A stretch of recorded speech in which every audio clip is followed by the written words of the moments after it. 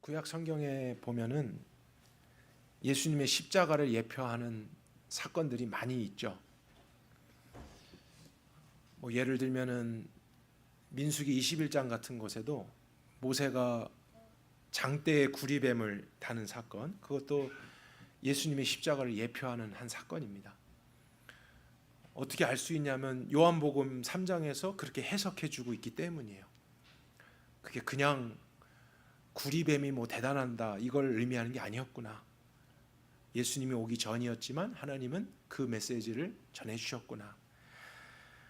이러한 사건들이 굉장히 많이 있는데 그 중에서도 예수님의 십자가를 가장 선명하게 드러내는 사건이 있다면 유월절 사건입니다. 왜 그런지 오늘 본문을 저희가 다시 한번 살펴보고 나중에 이제 예수님의 십자가와 비교해 보도록 하겠습니다. 본문 1절로 가볼까요? 이스라엘 백성이 애굽의 노예로 살고 있을 때죠. 모세를 통해서 그들을 향한 구원에 대해서 말씀하시고 역사하실 때입니다. 여호와께서 애굽 땅에서 모세와 아론에게 일러 말씀하시되 이 달을 너에게 달의 시작 곧 해의 첫 달이 되게 하라. 지금 모세에게 말하고 있는 이 시점을 첫 번째 달이 되도록 바꾸라 하십니다. 오늘날로 말하면 제뉴어리가 되게 하라는 거예요. 1월 달. 원래는 1월 달이 아닙니다. 근데 이달부터 모든 달력을 다 바꿔라. 심지어 1년으로. 1년 1월. 그래서 유대력이 이때부터 시작이 됩니다. 1년 1월. 6월절 이후부터 새로운 달력을 갖게 되는 것. 그것은 무엇을 의미하겠습니까? 그들이 하나님에 의해서 애굽에서 벗어나서 새로운 시작을 하게 된다라는 의미를 가지고 있겠죠. 뉴 비기닝이에요. 그들의 인생이 나이가 어떠하든지 지금이 시작인 거예요. 지금부터가 새로움인 거예요. 그래서 3절에 이스라엘 온 회중에게 말하기를 이제 이 1월 달 10일에 너희 각자가 어린 양을 취하라고 명령하라 했습니다. 각 가족대로 식구들을 위해서 어린 양을 잡아야 됩니다. 어린 양이지만 고기가 적은 게 아니죠. 우리가 아무리 많이 먹어도 1파운드 이상을 더 드실 분이 여기 계실까 모르겠습니다.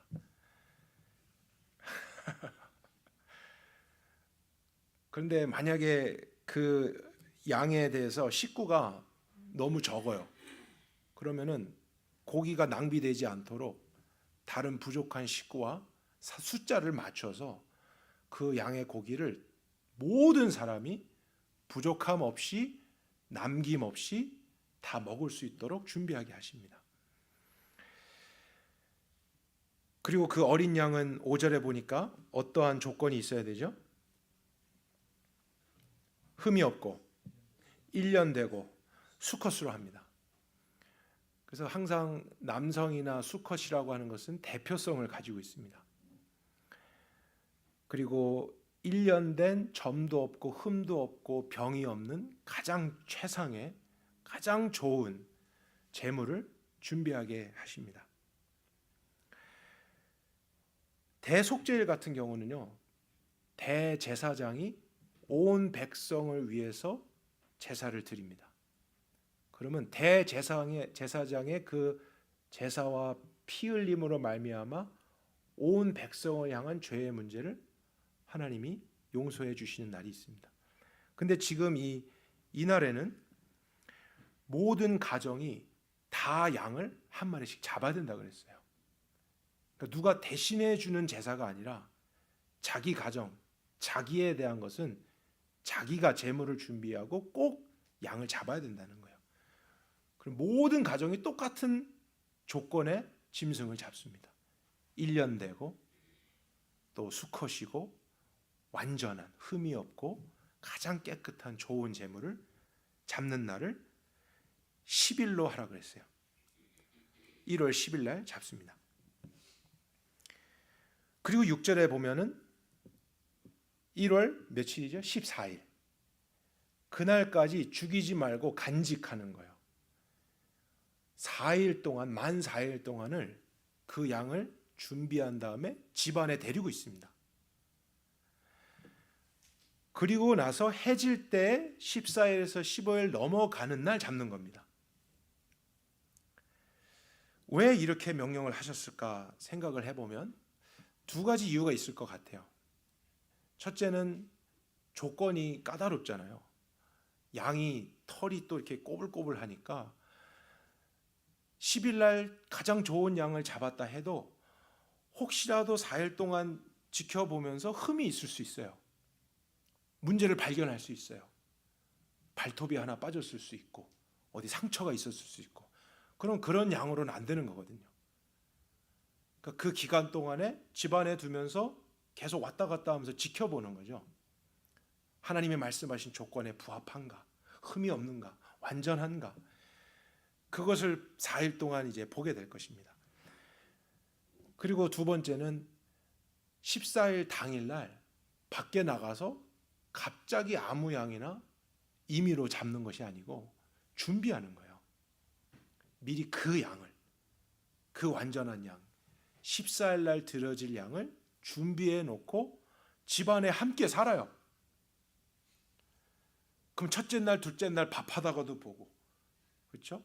운동하다가 한번 보고, 이 양이 나를 위해서 죽을 거구나, 이 양이 나를 대신할 거구나, 이 양이 피를 흘릴 거구나, 이것을 계속 상기하는 거죠. 그렇게 함으로써 나를 대신해서 이 양이, 이 생명이 희생된다라는 대속의 의미를 4일 동안에 깊이 생각하게 될 거예요.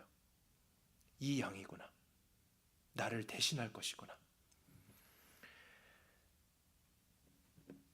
또 7절로 가겠습니다. 그 다음에 14일 날 양을 잡습니다. 양을 죽이는데 이상한 것을 하나님이 또 명령하셨어요. 이것은 성경 어디에도 나오지 않아요.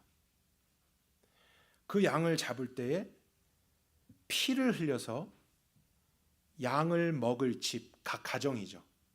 그때 애굽에서 집에 살고 있으니까 문설주와 문지방이 있습니다. 근데 그 피를 문설주와 지방에 다 페인트 칠을 하라 그랬어요. 여러분, 이게 왜 그런지에 대한 원인을 생각하지 않고 읽으면은 사실 굉장히 이상한 부분입니다. 잔인하기도 하고 비위생적이기도 하고 그렇잖아요. 괴상마측한 거잖아요. 피를 갑자기 발라갖고 문 지방과 설주에 다 이렇게 페인트 칠을 하고 있는 게 정상적으로 보이는 건 아니잖아요. 왜 하나님이 이런 것을 하라고 명령하셨을까를 우리가 바르게 이해하는 것이 필요해요. 왜 피일까? 왜 그 피를 바르라고 했고 7절에 보면은 양을 먹을 집이에요. 그 피를, 양을 먹게 될 집에 피를 바른 다음에 사람들은 집 안에 들어가 있어야 돼요. 그 의미를 우리가 이해하기 위해서 레위기 17장 11절을 한번 보겠습니다. 화면에 있을까요? 네, 우리 같이 읽겠습니다. 육체의 생명은 피에 있음이라. 내가 이 피를 너에게 주어 제단에 뿌려 너희 생명을 위하여 속죄하게 하였나니 생명이 피에 있으므로 피가 죄를 속하느니라. 이 구절이 없었더라면 우리가 완전하게 이해하는 것이 쉽지 않았을 거예요. 근데 모든 동물과 또 이 세상을 만드신 하나님이 피라는 것을 만드실 때 그 피는 생명을 가지고 있다, 이렇게 만드신 거예요. 피가 있으면 생명이 있는 거고 피가 없으면 생명이 없는 거래요. 그 사람의 어떤 생명을 상징할 수 있는, 대표할 수 있는 것이 있다면 피라는 거예요. 눈이 아니에요, 손이 아니에요, 발이 아니고 피예요. 그래서 이 양의 생명을 대표하는 피를 꺼내갖고 그 집의 문설주와 지방에 바르는 거죠.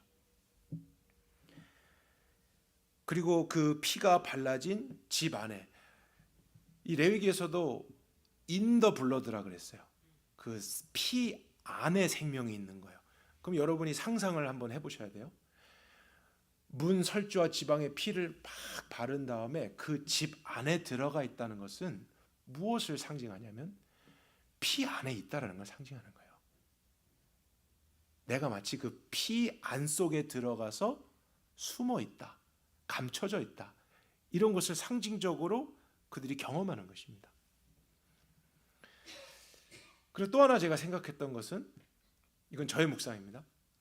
문 설주 지방, 사실 그 현관에는 오늘날 대부분의 주소가 있어요. 스트리트 주소가 있고 또 내 이름의 명패가 있을 수 있잖아요. 한국은 이름을 걸어놓지 않습니까? 근데 그 위에 피를 다 바르는 거예요. 이제 나의 소유였고 나의 집이었던 것이 이제 더 이상 나의 것이 아니고 어린 양의 피로 덮여져요. 그 피의 값을 지불해서 이제는 이 소유권이 하나님께로 가는 거예요. 그리고 그 피 안에 나는 머물러 있는 거죠. 그것을 하나님은 말씀으로만 하실 수도 있지만 실제로 하라 그랬어요. 왜냐하면 시청각적으로 해보면서 더 느끼고 하나님의 의도를 이해할 수 있게 하기 위해서였죠. 하나님의 심판은 단지 그냥 겁주는 말이 아니라는 거예요. 실제라는 거예요. 하나님은 이런 일을 하시는 분이라는 것을 그들로 하여금 경험케 하시는 것입니다. 내 생명을 대신할 피를 바르면서 내가 어떻게 구원되는 것인가, 어떻게 그 하나님의 진노를 면하게 되는 것인가, 이거를 경험해 가는 것이죠. 8절입니다. 그리고 그 집 안에서 그들은 잡았던 양의 고기를 먹습니다. 양의 고기를 불에 구워서 모든 사람이 먹어요. 어른이건 어린아이건 남자건 여자건 다 양의 고기를 먹게 하십니다. 이것도 저희들이 생각해 볼 내용 중에 하나인데요. 율법에 따르면 제사를 드렸던 고기는 아무나 먹어서는 안 돼요. 대부분은 제사를 드린 다음에 불에 완전히 태우게 합니다. 아무도 먹지 못하게 하세요. 왜냐하면 거룩하게 하나님께 드려진 거기 때문에 그냥 불에 태우게 하십니다. 어떤 제사는 제사장만이 먹게 하십니다. 거룩하게 구별된 자만 제물의 고기를 먹게 허락하세요. 근데 그 제물을 모든 사람이 먹을 수 있도록 허락한 종류의 제사가 딱 하나 있어요. 예외적인 게 화목제가 있어요. 영어로는 peace offering이라고 합니다. 그러니까 지금 모든 사람이 이 제물의 고기를 같이 먹었다는 것은 의미가 화목제였다는 것을 뜻하는 것이죠. peace offering이라는 거예요. peace offering은 하나님과 인간 사이에 화평함, 평안을 잃어버린 것에 대해서 다시 회복하기 위한 제사입니다. 그 관계를 회복하기 위해서 드리는 특별한 제사예요. 그래서 그것을 제물을 먹으면서 그들은 양의 생명으로 말미암아죠. 자신들이 더 뭘 잘해서가 아니에요. 양이 대신 희생했고 그 고기를 먹으면서 하나님과의 관계가 회복된다라는 것을 경험하는 거예요. 이것 때문에. 그리고 왜 꼭 먹는가? 음식을 먹으면 원래는 음식이 있고 내가 있잖아요. 분리돼 있어요. 근데 음식을 먹고 씹고 삼키는 순간 이것이 어떻게 되죠? 내 몸에 들어가서 영양분이 되고 그 음식과 나는 하나가 되는 거잖아요. 완전히 분해돼서 그 양이 내가 되고 내가 양이 되는 거예요. 그게 먹는다의 의미입니다. 그래서 모든 사람이 하나님과의 그 평안과 피스를 회복하기 위해서 양의 도움을 받고 양의 생명으로서 누리게 되는 거예요. 마지막 보겠습니다. 13절 14절에 내가 그 애굽 땅을 칠 때에 그 그 피가 너희가 사는 집에 있어서 표적이 될 거다. 이건 사인이라 그랬어요. 무엇을 위한 표적인 것이죠. 이스라엘 백성은 아직까지 그 무엇이 무엇인지를 몰라요. 그 일에 대한 표적이다.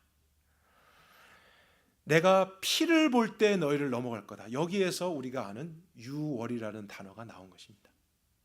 그게 pass over라는 뜻이에요. 애굽 땅에 있는 모든 집에 죽음의 천사가 방문할 겁니다. 근데 저는 이게 충격적인 부분이라 생각해요. 왜냐하면 하나님이 애굽 땅에서 애굽 사람들, 애굽 시민권자들은 심판하고 아브라함 후손들은 살려주겠다 이렇게 말씀하신 게 아니라는 거예요. 애굽 땅에 있는 모든 사람은 똑같은 심판을 받는다요. 무엇을 의미하냐면 하나님은 히브리인들만의 하나님이 아니라는 거예요. 그들도 예외 없이 하나님의 기준에서 어긋나면 심판이 있다라는 거예요.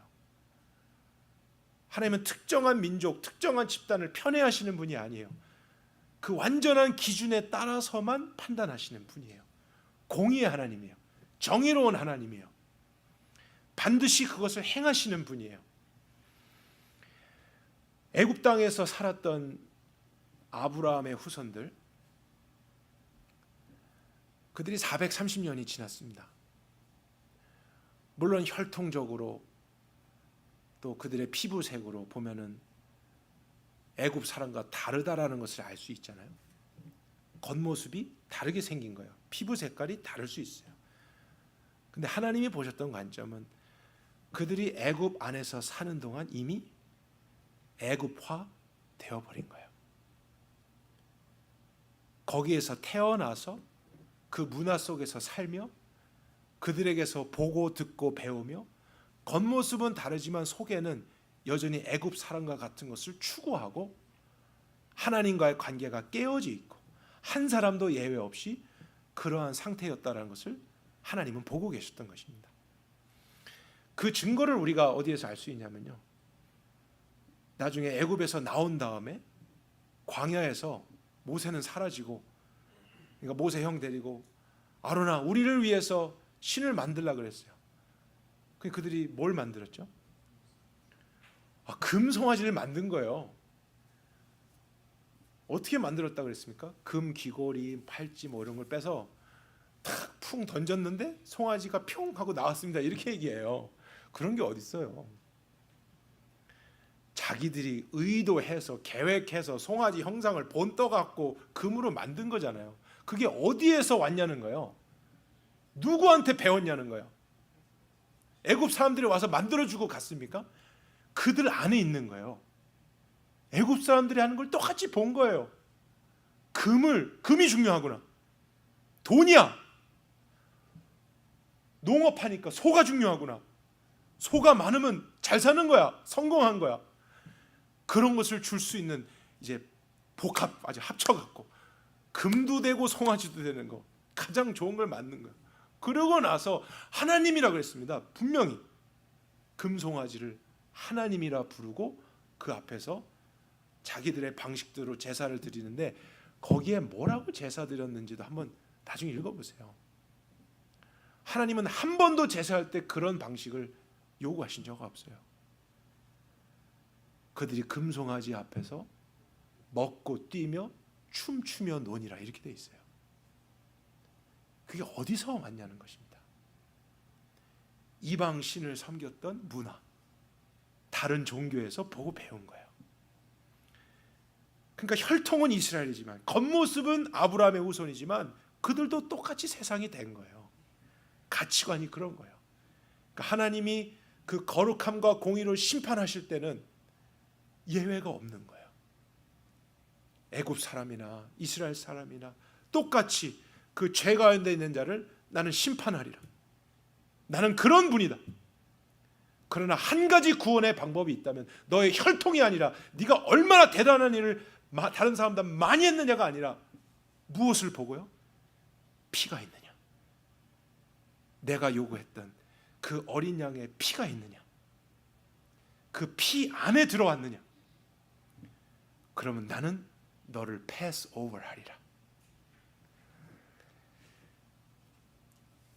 그리고 14절 마지막에 이날을 기념하라 그랬습니다. 근데 영어로는 기억하고가 더 맞아요. 메모리얼 데이 같이 이제 매년 기억하는 날이에요. 여호와의 절기를 삼아서 중요한 편이 나옵니다. 영원한 규례로 대대리 지키다. 영원이라는 것은 끝이 없는 거잖아요. 그럼 사실 이것이 이스라엘 백성들에게만이 아니라 저와 여러분에게도 해당될 수 있는 규례라는 사실입니다. 지금까지 저희가 6월절 사건을 살펴보았는데요. 어떠셨어요? 여러분은 그 안에서 예수님의 십자가에 대한 의미를 좀 발견하셨습니까? 얼만큼 발견하셨어요? 몇 개나 비슷한 거 찾으셨어요? 우리 같이 한번 정리해 볼까요? 첫 번째, 예수님은 하나님의 어린 양으로 이 땅에 오셨습니다. 요한복음 1장에 이튿날 요한이 예수께서 자기에게 나오심을 보고 이르되 보라, 세상 죄를 지고 가는 하나님의 어린 양이라고 그랬어요. 예수님은 사람의 모습으로 오셨지만 지금 이 6월절에 잡게 될 양의 목적을 가지고 오셨다는 것입니다. 하나님이 보내신, 하나님이 우리를 위해서 준비한 그 어린 양으로 오신 거예요. 요한은 하나님의 은혜로 그분을 알아보았어요. 예수님이 수많은 병자를 고치셨고 기적을 행하셨고 슬픈 자도 위로하시고 많은 좋은 일을 하셨잖아요. 그래서 오늘날 무슬림들도 예수님을 굉장히 좋아합니다. 꾸란에도 예수님이 나오거든요. 얼마 전까지만 해도 라마단 기간이었어요. 무슬림들의 질문해보면 가장 좋아하는 선지자 중에 한 사람이 예수예요. 그래서 어떤 나라에서는 심지어 크리스마스를 셀러브레이트 합니다. 예수님을 좋아하니까 축하해주고 그분이 참 위대하다, 기적을 행했다, 믿어요. 무슬림들도 예수님 믿어 하면 믿는다 그래요. 그럼 이 사람들도 예수님 믿네? 근데 그들이 믿는 믿음에서 가장 중요한 게 빠져 있어요. 반드시 있어야 될 것. 그분이 하나님의 어린 양으로 왔다는 내용이 빠져 있어요. 하나님의 어린 양으로 오셨다는 것은 죄를 위한 대속의 제물로 죽기 위해 오셨다는 거죠. 그렇죠? 여러분, 예수님은 이 땅에 잘 살기 위해 태어나신 분이 아니십니다. 사람들에게 많은 기적을 행하고 병 고치면서 인정받고 살기 위해 오신 게 아니에요. 우리 인간은 다 살고 싶어 하잖아요. 잘 살고 싶어 하잖아요. 근데 예수님은 처음부터 죽기 위해 오셨어요. 왜냐하면 사실 우리는 죽었고 우리를 살리셔야 되기 때문에 우리를 대신해서 죽기 위해 오신 거예요. 하나님의 어린 양으로. 근데 무슬림들은 예수님이 죽으셨다는 것을 믿지 않습니다. 예수님이 죽으셨다는 것을 안 믿으니까 또 뭐도 안 믿을까요? 부활도 믿을 수 없는 거예요. 그러나 예수님에 대해서 가장 중요한 것이 있다면 바로 이 부분입니다. 하나님의 어린 양으로 오셨다. 죽기 위해 오셨다. 희생하기 위해 오신 것입니다. 그리고 애굽 사람이든 이스라엘 사람이든 모두 하나님의 심판의 대상이 되었다면 오늘날도 마찬가지라는 거예요. 불교 집안에 태어났든 이슬람 집안에 태어났든 심지어 기독교 집안에 태어난 사람이라 해도 혈통이 구원하는 게 아니라는 거예요. 어떤 그런 알려진 교회를 다닌다는 명분이 나를 구원하는 게 아니라는 거예요.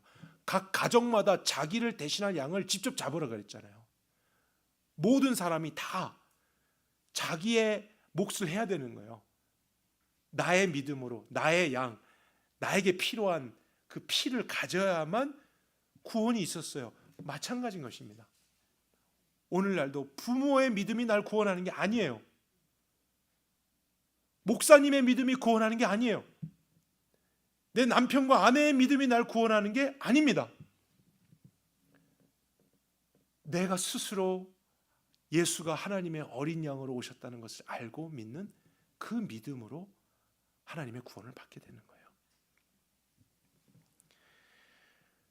모든 사람은 죄로 인해서 하나님과의 관계가 깨어졌고 창조의 질서에서 벗어난 삶을 살고 있기 때문이죠. 예외가 없는 거예요. 아무리 기독교 3대, 4대째 집안에서 태어나서도 태어나는 순간 모든 인간은 하나님을 알지 못한 채 태어나고 자라면서 익숙한 것, 자연스러운 건 뭐예요? 나를 위한 삶이에요. 나예요. 이기적인 거예요. 또 좀 더 크면서도 저희 아이들도 학교에서 단체 사진 찍은 거 주문하실 거예요? 돈 낼 거예요? 이렇게 나오거든요.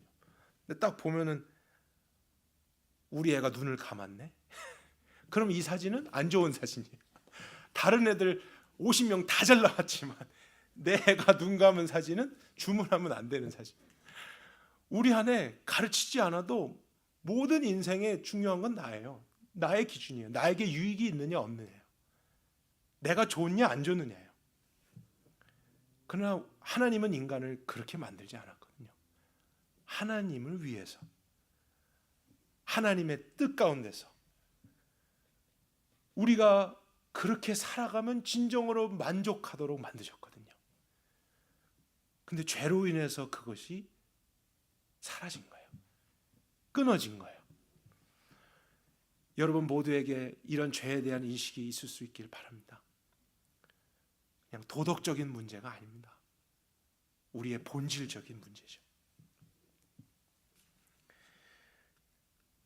그래서 유월절 때 짐승의 피를 흘려서 그 죄에 대한 문제를 해결하도록 말씀하셨지만 사람의 죄의 문제를 짐승의 피가 완전히 해결할 수는 없는 것입니다. 그러니까 이스라엘의 역사는 사실 제사의 역사인 거예요. 그 깨어진 관계를 계속 회복하기 위해서 아마도 그 기간을 다 합치면 정말 수억 마리 짐승을 잡았겠죠. 모든 국민이 다 잡아야 되니까. 절기마다 잡아야 되고 문제 있을 때마다 잡아야 되고 피를 얼마나 많이 흘렸겠어요. 즐거운 일이 아니에요. 그래서 사람의 문제를 어떤 사람이 대신 해결해 줄 수 있다면, 그 죄의 문제를 해결할 어떤 다른 사람이 존재한다면 그 문제는 해결될 수 있겠죠. 하지만 어떠한 자녀를 사랑하는 부모도 자녀의 죄 문제를 대신해 줄 수는 없는 것이죠. 자신이 희생한다 해도, 또 부부끼리도 친구끼리도 너를 대신해서 내가 죽어줄게 할 수가 없는 거예요. 왜 그렇죠? 왜냐하면 모든 사람이 그 죄 가운데 있기 때문에 너는 너의 죄를 위해서 죽어야 되잖아. 누구도 죄가 없는 사람이 없어서 대신 내 죄를 해서 죽어줄 수가 없는 거예요. 모든 사람이 다 죽음을 맞이해야 되는데, 그러니 우리는 끊임없이 짐승의 피를 의지해야만 하는가 하는 이 시점에서 하나님이 예비하신 그분의 어린 양이 이 땅에 오신 것입니다. 아멘이십니까? 예수님이 사람의 몸으로 그래서 오신 거예요. 사람의 죄를 대신할 분이 되시기 위해서입니다. 그러나 사람으로 태어나셨지만 뭐가 없으세요? 죄가 없으시다는 거예요.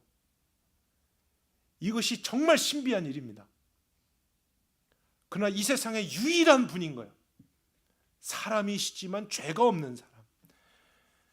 그래서 성령으로 잉태되신, 마리아를 통해서 육체를 받긴 했지만 아담의 씨를 받지 않은 이런 신비한 방법으로 하나님이신 그분이 사람이 되신 것이죠.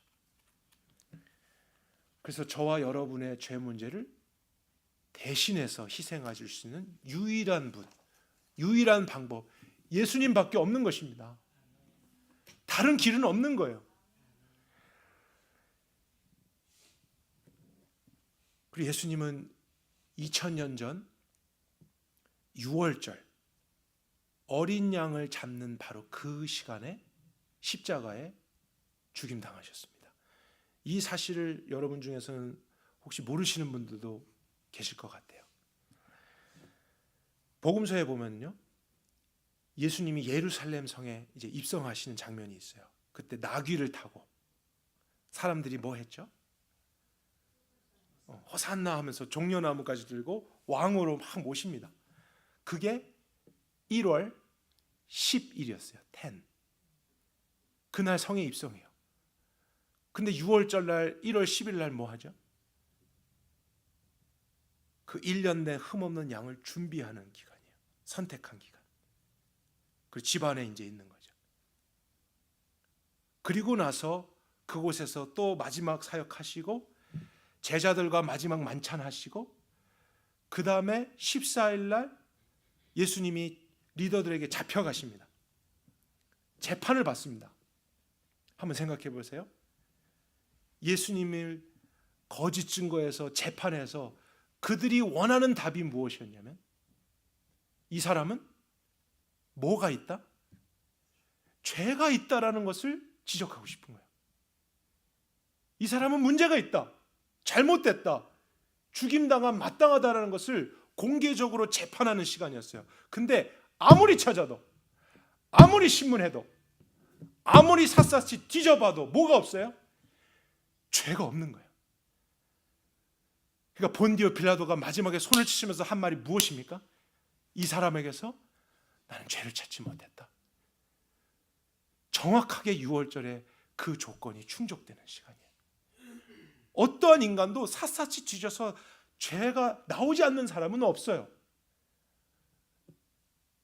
그러나 그분이 죄가 없다는 것은 이제 하나님의 어린 양으로서 우리를 대신할 제물이 준비됐다는 거예요. 그게 공개적으로 세상 가운데 선포된 거예요. 그분은 죄가 없으시다. 그럼 그분은 왜 죽었냐죠. 그 죽음은 그 자신의 죄를 위한 죽음이 아니라 바로 그분을 믿는 모든 사람들의 죄를 대신할 죽음이 되었다는 사실입니다. 하지만 같은 시간 유대인들은 절기에 따라서 양을 또 잡고 있었어요. 하나님의 어린 양이 와서 십자가에서 피를 흘리는 것을 깨닫지 못한 채, 그 실체를 알아보지 못한 채 짐승의 피를 또 흘리고 있었던 시간이었죠. 그리고 6월절 이후부터 달력을 바꾸라 그러셨죠. 1년 1월이라 새로운 시작이에요. 마찬가지로 저와 여러분도 하나님의 백성으로 그리스도인으로 시작하게 되는 시점 언제일까요? 그거는 교회에 와서 등록 카드를 쓴 때가 아닙니다. 그건 등록한 거예요. 아니면 타종교에 있다가 기독교 한번 가볼까 해서 교회 안에 들어온 날이 그리스도인 되는 게 아닙니다. 더 이상 죄의 종이 아니고 하나님의 백성으로 그분께 속한 나라로 시작되는 그 시작은 뭐냐면 예수의 피를 내 마음에 바른 날이에요. 아멘이십니까? 여러분 각자가요. 내 마음의 문에 내 소유 이렇게 써 있거든요. 나 정경무, 내 집, 내 삶, 그 명패에 예수 어린 양의 피를 바르는 거예요. 더 이상 이것은 내 것이 아니다. 이 피의 값으로 그분이 사셨다. 주님께 속한 삶입니다. 나는 그 피 안에 이제 들어가서 생명을 얻고 하나님의 백성으로 살아가게 되는 이 믿음이 생긴 날. 그래서 성경은 그날을 거듭남이라고 표현합니다. born again이라고 말하는 거예요. 우리에게 새로운 시작이 있는 날이죠. 나이에 상관없습니다. 어떤 사람은 60대에 born again 될 수 있고 10대에 born again 될 수 있고 다 다른 거예요. 그러나 반드시 있어야 되는 것은 하나님 어린 양 예수 그리스도에 대한 개인의 믿음입니다. 저도 오늘이 딱 제 생일이거든요. 3월 22일. 근데 그리스도인에게는 육적으로 태어난 생일보다 더 중요한 날이 바로 이 날 아니겠습니까? 내가 귀로만 듣고 공부만 했던 예수 그리스도가, 그 피가 나를 위한 것이구나. 그 피를 내 마음에 바른 날. 정확하게 몇 년도 몇 월 며칠인지 기억할 필요는 없습니다. 그러나 그것이 되었냐는 거예요. 그러면 그 사람은 나이를 먹어도 슬프고 두려운 게 아니에요. 이것이 안 된 사람은 늘 슬프잖아요. 나이가 먹어가는구나. 두렵잖아요. 왜요? 죽을 날이 가까이 오는 거예요. 예수의 피 안에 들어오지 않으면 모든 게 두려운 거예요. 이제는 불확실한 거예요. 생명을 잃겠구나, 연약해지는구나. 그러나 예수의 생명 안에 있는 자, 그 피를 마음의 문에 바른 자는 나이가 들어가도 오늘 주님의 뜻을 위해 살며 혹시 내가 죽음을 맞이해도 영원한 생명이 있구나. 아멘이십니까? 그 소망이 있기 때문에 우리는 슬픔을 이겨내는 거예요. 두려움을 이겨낼 수 있는 거예요. 나의 힘이 아니라 예수 그리스도의 보혈의 능력으로 그렇게 되는 것인 줄 믿으시길 바랍니다. 마지막으로 질문을 드리겠습니다. 이스라엘 백성이 이렇게 12장에서 출애굽을 배웠습니다. 그리고 나왔습니다. 근데 출애굽한 이후에 이스라엘이 유월절을 지켰나요? 영원한 규례로 대대로 지킬지니라 했는데 그들이 출애굽한 이후에 유월절을 지켰던 사건이 혹시 기억나십니까? 있습니다. 근데 현실적으로 나오자마자 광야에서 생활하고 텐트 생활하기 때문에 절기를 다 지키는 건 쉽지 않았습니다. 하나님이 그럼에도 불구하고 유월절을 지키라고 말씀하신 적이 있었어요. 첫 번째가 민수기 9장이었습니다. 민수기 9장은 이제 광야에서 지파마다 진영을 어떻게 갖추고 구름 기둥이 갈 때 어떻게 따라오고 그 기둥이 가면 가고 서면 서고 조건 환경 상관없이 따라와야 된다. 이것을 이제 시작하는 시점이에요. 민수기 9장. 이제 나팔 불면 출발이다. 알았지? 근데 하나님이 잠깐만, 유월절을 먼저 지켜라. 거기서 말씀하세요. 그리고 또 한 부분이 여호수아 5장에 나옵니다. 이제 광야 여정을 마치고 가나안 땅에 들어갔어요. 그리고 첫 번째 전투를 하게 될 직전, 여리고성 앞에서 이제 정복해야 돼요. 싸워야 돼요. 세상과 함께 전쟁이에요. 그런데 그 순간 유월절을 지키게 합니다. 이거는 세상적으로 볼 때 좋은 건가요? 좋지 않은 건가요? 전쟁을 바로 앞에 뒀는데 유월절 지키면 안 되죠. 허점이 드러나잖아요. 공격받을 수 있잖아요. 그럼에도 유월절을 지킵니다. 온 백성이 지킵니다. 이 두 사건에 공통점이 있죠. 그것은 눈에 보이는 것, 나의 느낌보다 이젠 하나님의 말씀에 대한 절대적인 순종을 앞에 둔 시점이에요.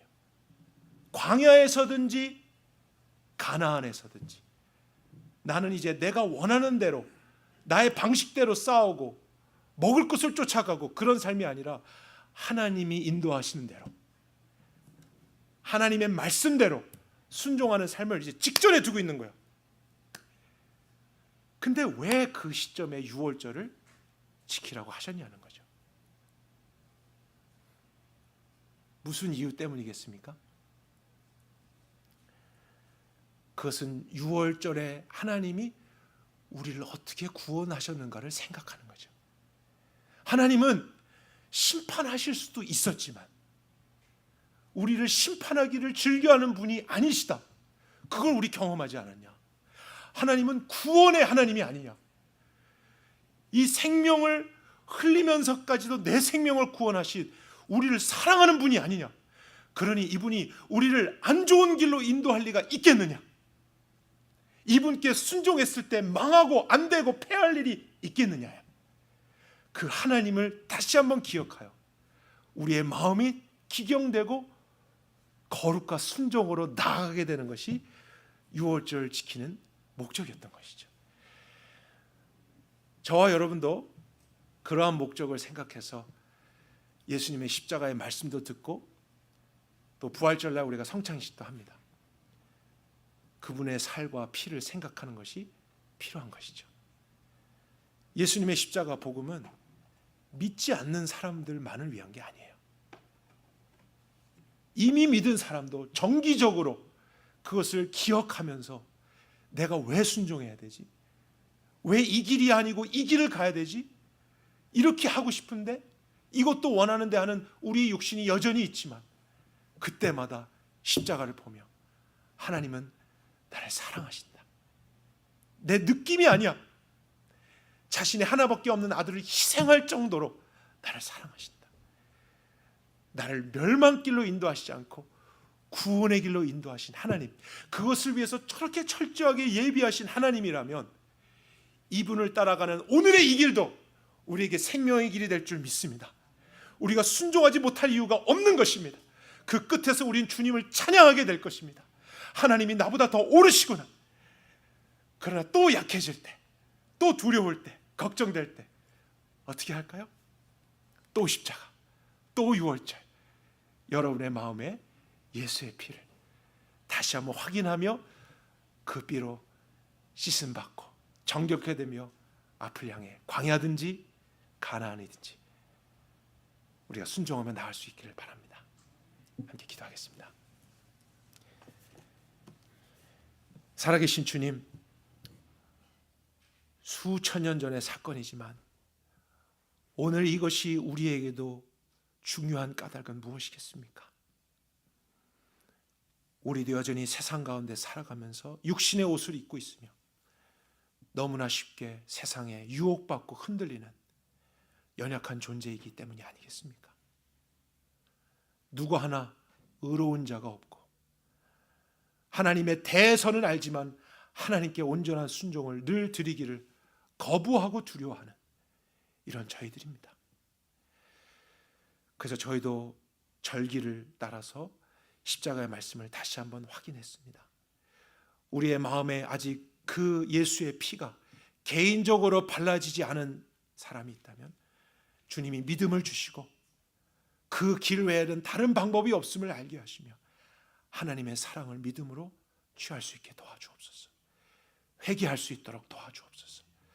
그리고 이미 믿었지만 오늘의 순종에 대해서 두려워하고 여전히 내 생각대로 내가 원하는 대로 살아가고는 우리의 육신이 앞서고 있다면 다시 한번 십자가를 보며 하나님이 얼마나 오르시고 하나님이 얼마나 우리를 위해서 계획하셨으며 우리를 멸망케 하기를 기뻐하는 분이 아니라 구원하기를 기뻐하는 분이시라는 것을 확인하는 가운데 믿음으로 주의 말씀을 따라 나아가게 도와주옵소서. 한 사람도 광야에서 길을 잃는 자들이 없게 하시고 한 사람도 가나안 족속에게 패하는 자가 없게 하여 주옵소서. 우리 모두 주 예수 그리스도로 말미암아 하나님의 영원한 나라로 이 세상을 살다가 그 영원한 것에 이르게 되는 복된 주의 나라가 되게 하옵소서.